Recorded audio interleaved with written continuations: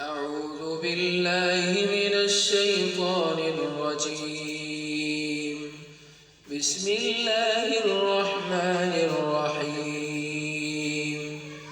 يا أيها الناس اعبدوا ربكم الذي خلقكم والذين من قبلكم لعلكم تتقون.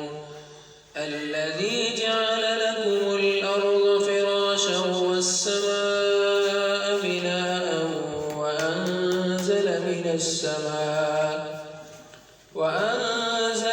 السماء ماء فأخرج به من الثمرات رزقا لكم فلا تجعلوا لله أندادا وأنتم تعلمون.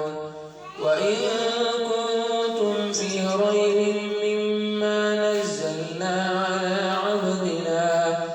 على عبدنا فأتوا بسورة من مثله